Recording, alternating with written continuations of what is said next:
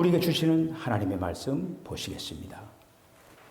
베드로전서 2장 21절로 24절에 있는 말씀 교독하시겠습니다.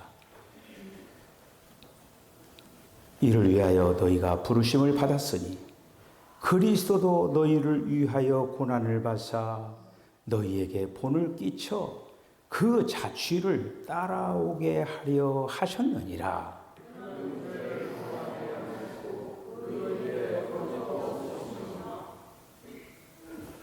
욕을 당하시되 맞대어 욕하지 아니하시고 고난을 당하시되 위협하지 아니하시고 오직 공의로 심판하시는 이에게 부탁하시며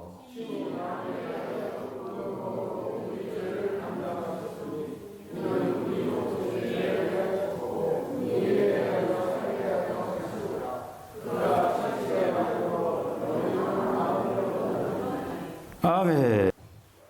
기도하겠습니다. 주님, 십자가는 나 자신은 이미 끝났다라고 하는 고백입니다. 너 자신을 부인하고 너의 십자가를 짊어지고 나를 따르라. 우리의 모든 것들을 내려놓고 주님의 거룩하심을 향해 달려나갑니다. 오 주여, 오늘도 우리 심령 안에 십자가의 은혜가 있게 하여 주시옵소서. 예수님의 이름으로 기도하옵나이다. 아멘. 할렐루야. 사순절을 보내고 있습니다. 예전에는요, 사순절에 40일 특별 새벽 기도를 했어요. 제가 석천교회 와서도 마찬가지로 40일 특별 새벽 했습니다. 40일 하다가 세일에 하다가 이렇게 하면서 점점 줄어들고 우리 이제 고난 주간 한 주간 그렇게 이제 특별 새벽 기도를 합니다. 우리가 특별히 이제 사순절 특별 새벽 기도를 하지 않지만은 저와 여러분들이 이 사순절 기간을 경건한 그 마음을 가지시고 주님의 뒤를 겸허한 마음으로 잘 따라나가는 저와 여러분 다 되어지시기를 바랍니다. 오늘날 이 시대를 향하여서 억울함의 시대라 이렇게 얘기하는 거. 억울함의 시대다. 자, 그런데 특별히 이 사순절을 보내면서 주님은 변명 대신에 십자가를 지는 길을 걸어가십니다. 사랑하는 성도 여러분, 우리가 사는 이 시대, 그 어느 때보다도 나의 권리, 그리고 공정성, 이거에 대해서 굉장히 민감한 그 시대입니다. 세상은 우리에게 억울하면 참지 말아라. 이는 이로, 누는 누르로 갚아주는 것이 정의다. 세상에서는 이렇게 얘기해요. 우리가 세상을 살아가다 보면은 또 특별히 직장 생활을 하면서 억울한 평가를 받기도 하고 누군가에게 대해서 부당한 대우를 받을 때 그것을 묵묵히 참는 사람, 그런 어떤 사람의 지혜로운 사람이 아니라 그렇게 참으면은 호구, 무기력한 패배자 이렇게 이제 취급을 합니다. 특히 오늘날 이 시대는요, 익명성이 보장된 그 온라인 공간이 있습니다. 누군가가 그 온라인 그 공간에서 작은 실수라도 하면은 수많은 사람들이 몰려와가지고 그냥 물어뜯는 그걸 뭐라고 해요? 캔슬 컬처. 캔슬 컬처가 만연한 시대를 살아가고 있습니다. 캔슬 컬처. 조리돌림. 이런 어떤 시대 속에서 우리 그리스도인이 어떻게 살아가며 어떻게 처신하면서 우리들이 살아가야 지혜로운 삶을 살아가는 것일까? 오늘날 소셜 미디어와 그리고 또 온라인 공간은 마치 거대한 원형 경기장과 같습니다. 누군가 작은 실수라도 하거나 나의 의견이 다르면은 사람들이 집단적으로 달려들어가지고 악플을 달고 신상을 털고 하면서 그 사람을 사회적 생명에서 끊어버리는 캔슬 컬처 만연합니다. 익명성 뒤에 숨어가지고 끝없이 남을 정죄하고 내가 받은 상처를 남을 깎아내림으로 말미암아 보상받으려고 하는 그런 어떤 분노의 시대, 이런 시대 속에 살고 있어요. 유튜브나 인스타그램에서 나를 향해서 만약에 비난의 댓글이 달리면은 가만히 안 되거든요. 즉각적으로 더 날선 말로 받아치거나 상대를 파멸시키려 하여야만이 직성이 풀리는 세상. 이런 시대에 욕을 받대요. 욕하지 말고 위협하지 않으며 심판을 하나님께 맡긴다라고 하는 말씀이 오늘 본문의 말씀입니다. 가장 급진적이고 어떻게 보면 혁명적인 라이프 스타일이에요. 우리는 세상에 분노의 알고리즘에 편승해서 살 것인가? 아니면 상처받은 자를 치유하기 위해 스스로 십자가를 지신 그리스도의 알고리즘을 따를 것인가? 이런 질문을 해봅니다. 억울함을 하나님께 이관시키는 사람만이 분노로 불타는 이 세상을 지켜주는 한 줄기 생수가 될 수가 있어요. 오늘 본문의 수신자, 오늘 본문의 수신자는 로마 제국에서 그 당시 로마 제국 내 소아시아, 본도, 갈라디아, 가파도기아, 아시아, 비두니아 여기에 흩어져 있는 그 나그네들은 그 성도들에게 베드로가 쓴 편지예요. 저작 연대는 주후 60년대 중후반입니다. 그때 누가 황제였습니까? 네로죠. 네로 황제. 네로 황제가 대대적인 그 박해가 본격적으로 시작되기 전 초기 단계. 당시 기독교인들은 국가적인 어떤 대형 박해보다는 사회적인 소외, 이웃들의 비방, 경제적인 불이익, 이런 어떤 속에서 일상적인 그 고난에 많이 직면해 있는 그 성도들을 향하여서 지금 오늘 베드로 사도가 편지를 쓰는 거예요. 베드로는 이러한 역설적인 위기 속에서 성도들이 어떻게 신앙의 지조를 지켜야 하는가, 그거에 대해서 권면하고 있는 거예요. 오늘 베드로가 편지를 썼는데 1세기죠. 그 당시 1세기. 1세기 로마 그 사회에 이 기독교인들, 특히 핍박을 당하고 있는 대부분의 사람들이 종들이었습니다. 종노릇을 하는 사환 노예들의 그 삶이었어요.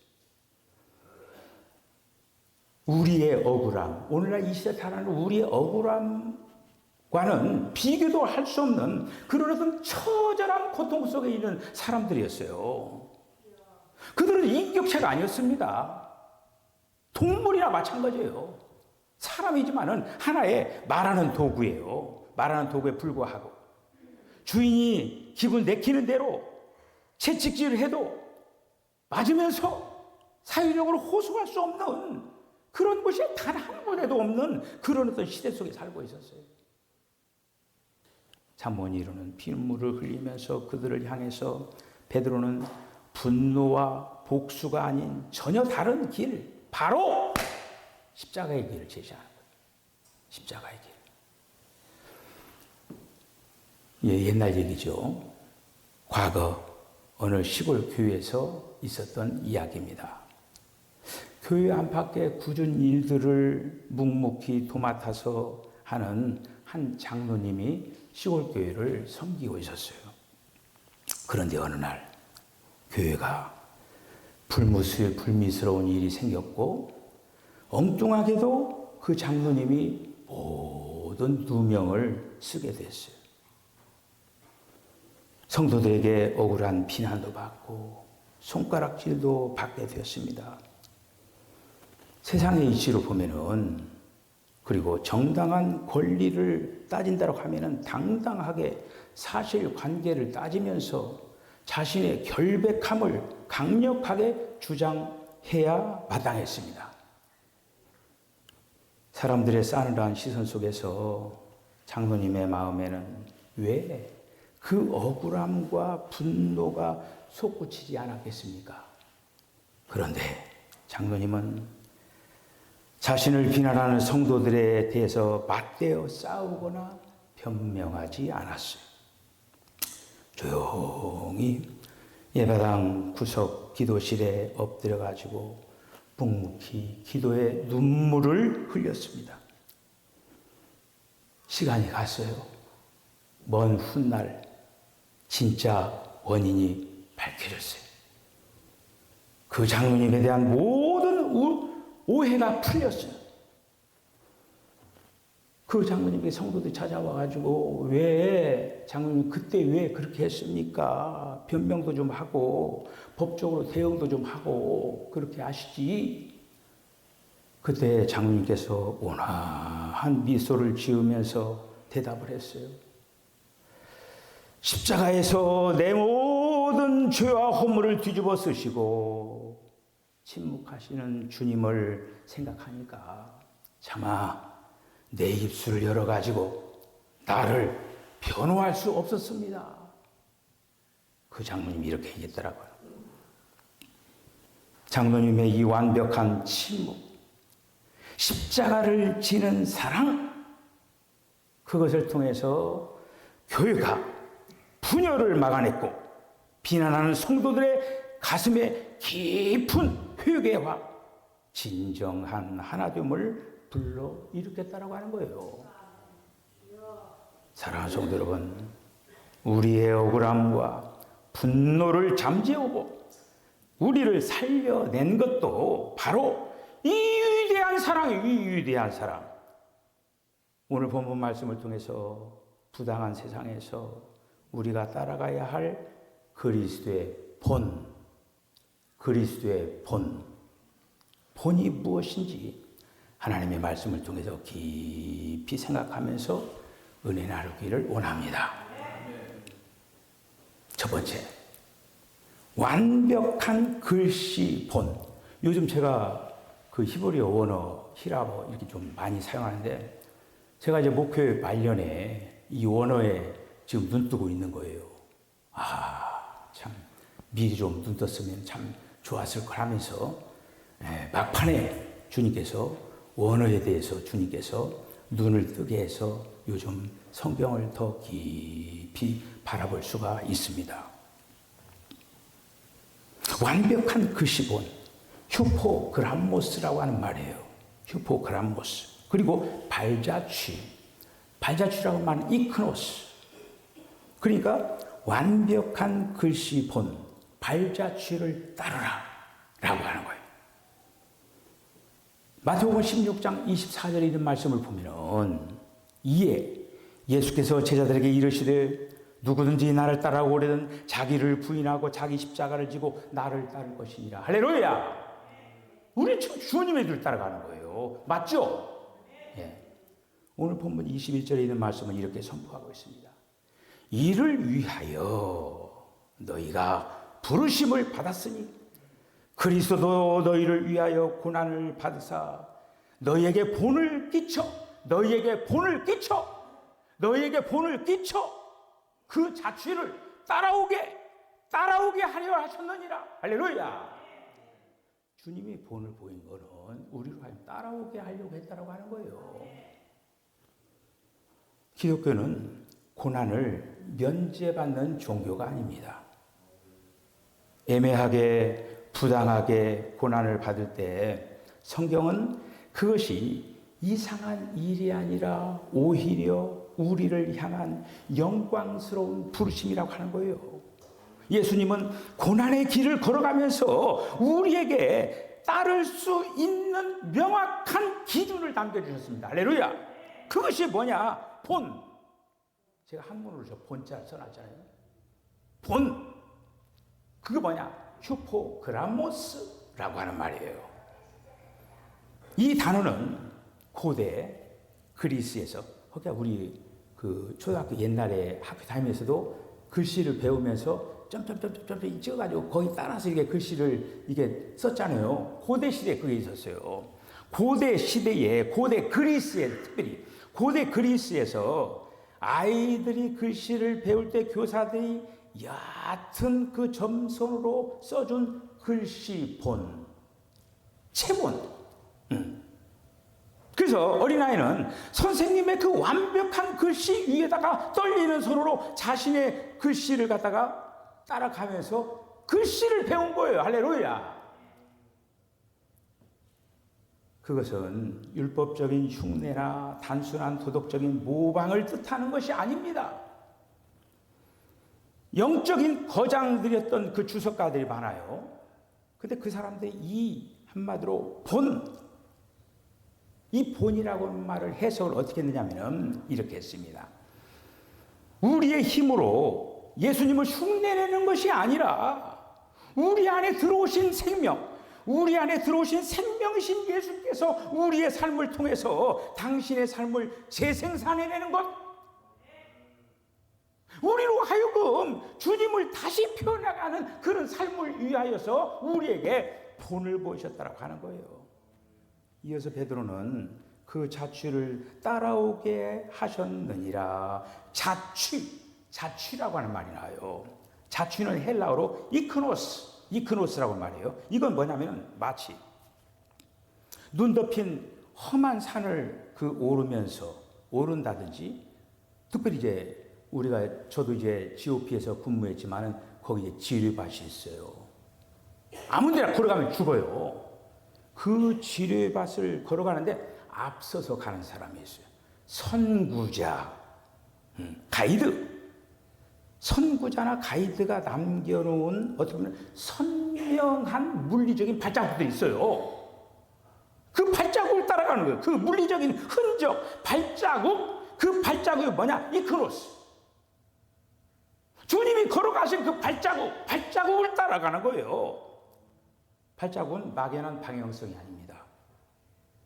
내가 화가 나고 억울할 때 내 감정대로 새로운 길을 내는 것이 아니라 주님이 먼저 걸어가신 그 길을 침묵의 발자국, 이크로스, 그 이유를 그 발 위에다가 내 발을 정확히 내디뎌가면서 한 발자국 한 발자국 따라가는 거예요.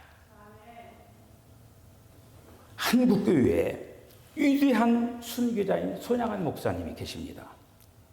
그는 그리스도의 완벽한 글씨본 휴포그람모스, 거기를 터치를 하면서 따라갔어요. 주님의 발자국 이크노스, 주님의 발자국에 자기 발을 맞추면서 따라갔어요. 그것을 삶으로 보여준 거예요. 1548년 여순 사건 당시에 손양 목사님 좌익 학생 안재선이가 총을 가지고 사랑하는 두 아들 동인이와 동신이를 한날에 쏘아 죽인 거예요. 참척의 고통을 겪었어요. 세상 법정이라고 하면은 살인자예요, 살인자. 안재선 살인자. 생활로 하면은 찢어 죽여도 저주를 품으면서 극형을 요구한 그런 어떤 당연한 권리 아닙니까? 얼마나 억울하고 원통하겠어요. 그러나 손양은 목사님은 그 억울한 고통과 원통함과 이 모든 것들을 분노의 하늘을 삼켜버렸어요. 맞대어 욕하지 않았습니다. 위협하지 않았어요. 대신 안제선을 양아들로 삼았어요. 양아들로 삼아 양아들로 생명을 구했습니다. 그 당시 자기 아들 장례식장에서 그 손양을 목사님 9가지 감사 기도가 유명하잖아요. 9가지 기도 중에 하나가 뭐냐?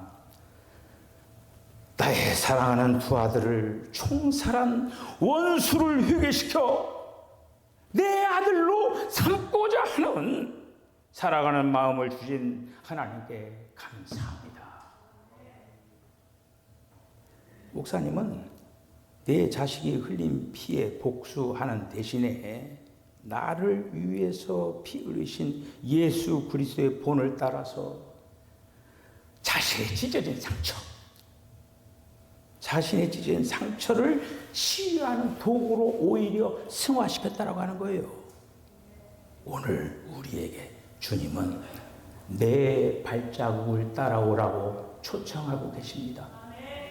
두 번째, 보복의 칼을 내려놓고 공의의 재판장에게 맡기라. 로마서 12장 19절에 말씀 보면 내 사랑하는 형제들아 너희가 친히 원수를 갚지 말고 하나님의 진노하심에 맡기라.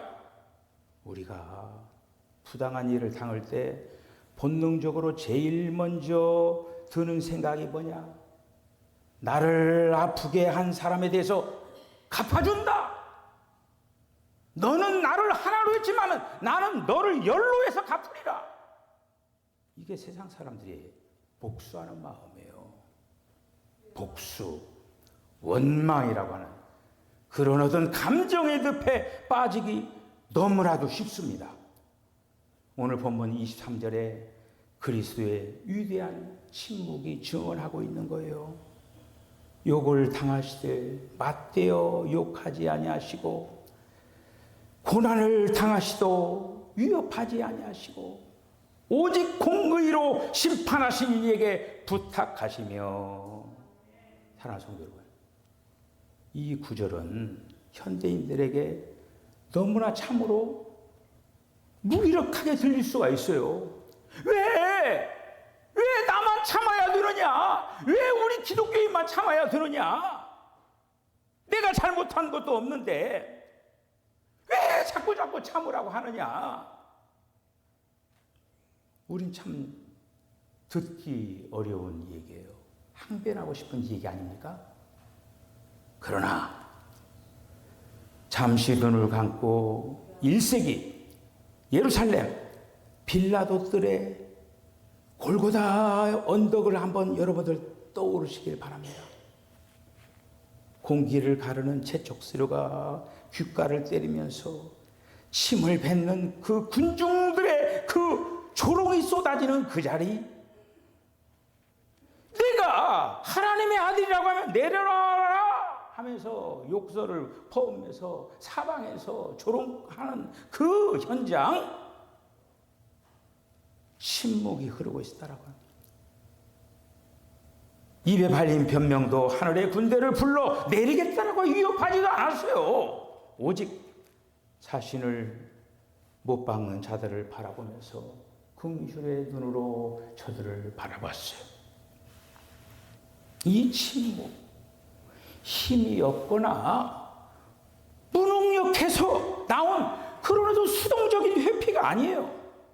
모든 억울함의 판결을 가장 공의로우신 그 하나님께 능동적으로 의탁한 거예요.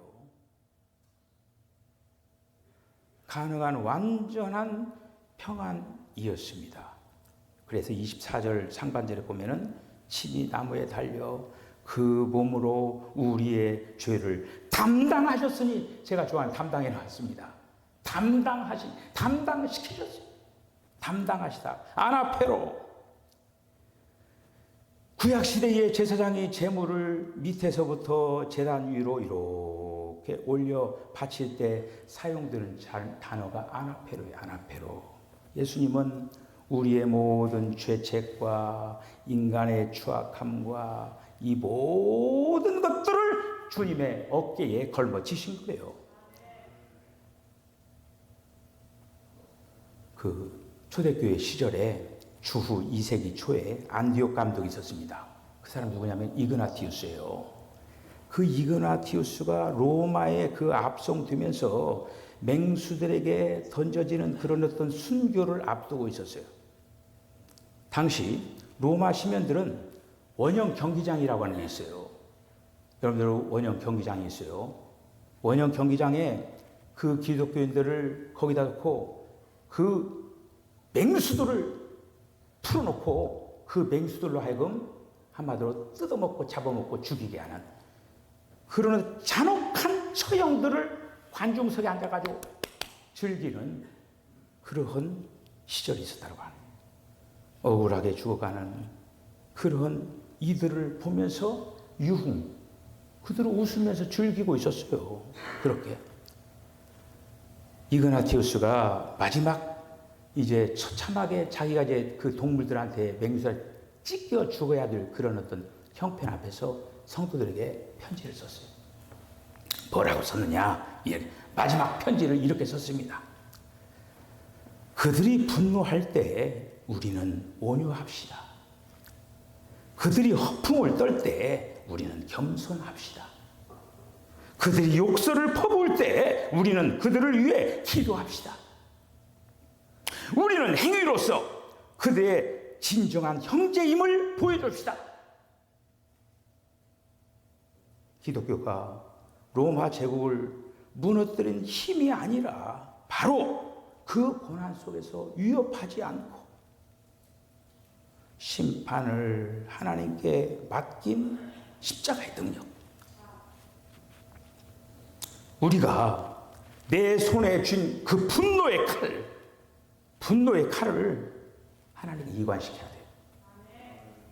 이것이 바로 영적인 진정한 승리예요. 그 칼을 가지고 내가 휘두르면 안 돼요.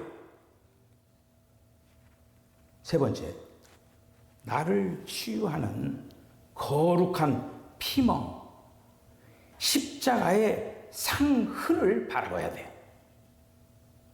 이사야 53장 5절에 있는 말씀 보면은 그가 찔림은 우리의 허물 때문이요 그가 상함은 우리의 죄악 때문이라. 그가 징계를 받음으로 우리가 평화를 누리고 그가 채찍에 맞음으로 우리가 나음을 받았도다. 베드로는 24절 하반절에서 이렇게 얘기합니다. 이 십자가의 사건을 가져온 가장 위대한 결과를 눈물로 선포하는 거예요. 어떻게 선포하느냐? 저가 채찍에 맞음으로 너희는 나음을 얻었도다. 채찍에 맞음으로. 이 단어 몰로프, 이거는 아주 매우 시각적이고 생생한 단어입니다. 가벼운 찰과상이 아니에요. 심리적인 트라우마가 아닙니다. 이거는 살갗이 찢어지면서 뼈가 드러나는 거예요. 여러분, 로마 그 군병들이 휘두른 채찍이 어떻게 생긴 줄 아십니까? 그 채찍 끝에 납조각이 붙어 있는 거예요. 뼈 조각이 붙어 있는 거예요. 그래서 그걸 갖다가 채찍을 휘어치면은 베끼는 거예요. 그러면 그걸 잡아 뜯어버리는 거예요. 그러면서 온몸이 피멍이 들고 생긴 그 자국들, 베드로는 지금 그걸 얘기하고 있는 거예요. 그 당시 그 노예들도 예수님이 아닌 그 노예들도 그들의 등짝에는 주인으로부터 받은 수많은 채찍 자국이 있었다고 하는 거예요. 수많은 그 피멍으로 가득한 그들을 위로하는 거예요. 너희 등에 있는 억울한 그 상처를 보지 말고 만물의 주이신 창조주 우리의 영혼을 살리기 위해 당신의 등에 친히 새기신 그 주님의 등판에 새겨져 있는 상흔, 피멍, 찢어진 그 부분들을 바라봐라. 이렇게 역설하는 거예요. 예수님의 찢어짐이 없었다고 하면은 우리에게 나음도 없습니다. 우리의 봉함도 없는 거예요. 이것이 바로 뭐냐? 십자가의 복음이에요. 이것이 바로 십자가예요. 제2차 세계대전 중에 네덜란드에 살던 코리스텐 붐이라고 하는 사람이 있었습니다. 이 코리스텐 붐이 유대인들을 숨겨줬어요. 유대인들을 숨겨줬는데 걸렸어요. 그래서 이 코리스텐 붐이 가장 끔찍한 강제 수용소로 끌려가가지고 거기에 끌려갔습니다. 거기가 어디냐면 라벤스부르크라고 하는 산이에요. 라벤스부르크라고 하는 그곳에 갇히는 거예요. 거기서 그녀가 갇혀가지고 사랑하는 언니가 거기 죽는 거예요. 전쟁이 끝났어요. 이 1947년 독일 뮌헨에서 그녀는 이렇게 설교합니다. 하나님이 우리의 죄를 바다 깊은 곳에 던졌습니다. 우리도 원수를 용서해야 됩니다. 이렇게 설교를 한 거예요. 근데 설교 딱 마쳤는데 어떤 한 사람이 집에 갔는데 앞으로 나오는 거예요. 앞으로 걸어나면서 성큼하면서 그 코리텐 붐이 딱 보니까 그 사람이에요. 그 나치 수용소에서 자기를 고문하고 처절하게 자기를 힘들게 했던 그 사람이 나타난 거예요. 언니를 죽이고 그녀를 벌거벗은 몸으로 모욕했던 그 악명 높은 그 나치 교도관이 앞에 나타난 거예요. 그러면서 그 나치 교도관이 얘기하는 거예요. 아가씨, 당신의 메시지 덕분에 예수님께서 내 모든 죄를 씻어 주셨다라고 하는 것을 제가 알았습니다. 감사합니다. 그런데 자기가 나치 수용소에서 그 끔찍했던 그 죄를 당신도 용서할 수 있느냐? 이 얘기 한 거예요. 그 사람은 알았어요. 피가 막 거꾸로 도는 그런 어떤 상황 가운데서 그러면서 이 코리텐 붐이 예수님 도대체 어떻게 해야 되겠습니까? 저는 원수를 용서해야 된다고 얘기했는데 나타났습니다. 예수님, 저는 도저히 저 사람을 용서할 수가 없습니다. 저에게 당신의 용서를 주십시오 하면서 기도를 했어요. 그런데 그렇게 기도하는 순간에 그녀의 어깨로부터 팔을 타고 번개같이 그 뜨거운 전류가 흐르면서 그 손이 나치 교도관의 손을 붙잡은 거예요. 붙잡으면서 어떤 사건이 일어나냐? 자기로부터 강력한 전류 같은 것이 그 나치 교도관에게 흘러가고 있었다라고 하는. 나중에 그가 이 코리 여사가 고백을 합니다. 내가 그를 용서한 것이 아닙니다. 십자가에서 나를 치유하신 그리스도의 그 사랑이 내 안에서 그 사람을 향해서 흘러 들어가는 것을 나는 느꼈습니다. 이렇게 얘기한 거예요. 우리의 상처로는 세상을 용서할 수가 없습니다. 십자가에서 피 흘리신 예수님의 거룩한 큰 그런 것이 우리의 내면을 먼저 치유하고 그것이 흘러갈 때 우리는 이제는 어떻게 되냐? 상처를 입은 자지만 우리 안에 고귀한 역사가 일어난 거예요. 여러분, 진주를 아십니까? 진주, 그 조개 속에 있는 이 진주. 이제 진주 얘기를 하면서 말씀을 받겠습니다. 깊은 바닷속에서 사는 이 진주가 어느 날 자기 그러니까 하면서 자기 안에 아주 연약한 살갗 안에 그 날카롭게 찔러 들어오는 그 모래알이 있었던 거예요. 여러분, 그 눈 안으로 그 티끌 하나 들어가도 어때요? 얼마나 힘들어요. 근데 그 조개 안으로 모래가 들어왔을 때 얼마나 아팠겠어요. 그런데 그 조개라고 새처럼 날아가긴 합니까? 뭐합니까? 발광할 수도 없죠. 그 조개는 그 자리에서 그 고통을 느끼면서 어떻게 되냐? 오랜 시간 동안 자기에게서 나온 그 체액으로 그 모래알을 감싸는 거 아닙니까? 오늘도 감싸고 내일도 감싸고 오랜 인내 시간을 보내면서 그 상처가 치료가 되는 거예요. 상처가 되면서 치료가 되면서 결국에 만들어진 것이 뭐냐? 진주가 만들어진 거예요.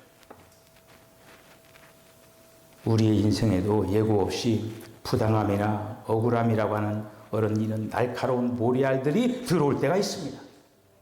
하지만 우리는 단순히 그 고통을 참아내는 그런 무기력한 피해자가 아닙니다. 내 안에 혈기와 자아가 이미 갈라디아서에 있는 말씀처럼 십자가에 이미 못 박혀 죽었나니 내 안에는 십자가의 상처를 진주로 바꾸어 내시는 생명의 그리스도가 살고 있다라고 하는 거예요. 예수님의 발자국이 뭐라고 했습니까? 이 큰 옷이라고 했죠. 이 큰 옷을 따라서 예수님의 발자국을 따라서 우리는 그 발자국을 따라 걷는 상처 입은 치유자. 우리는 상처 입은 사람들입니다. 상처 입은 사람들이 예수님의 발자국을 따라가면 그 상처가 치유가 된다고 하는 거예요. 우리가 일상생활에서 당장 그 분노의 씨앗을 지피는 이 세상에서 때로는 억울하게 만드는 그런 어떤 인간관계도 있지만은 제가 여러분들에게 이걸 한번 이해됩니다. 10초, 침묵의 10초 룰을 여러분들에게 마지막으로 알려드리겠습니다. 10초의 침묵의 룰. 분노의 상황 속에서. 제가 한번 해봤어요. 주 예수님을 5번 하니까 10초가 가는 거예요. 우리 다 같이 주 예수님 5번 한번 해보자. 시작. 주 예수님, 주 예수님, 주 예수님, 주 예수님, 주 예수님. 10초. 주 예수님 5번 하는 거예요. 그리고 이렇게 기도하면 10초가 갑니다. 공의로 심판하시는 하나님 아버지, 이 사람과 얽힌 문제를 내 손의 분노가 아닌 당신의 심판대에 넘겨드립니다. 10초 갔어요. 침묵의 10초. 이것이 뭐냐?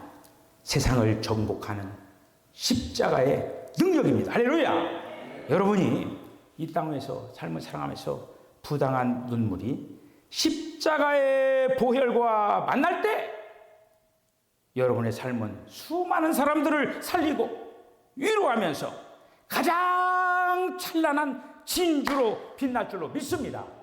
그리스도의 본 휴람 그롬무스 글씨본을 따라서 매일매일 승리의 걸음을 내딛는 저와 여러분 다 되어주시기를 주의 이름으로 축복합니다.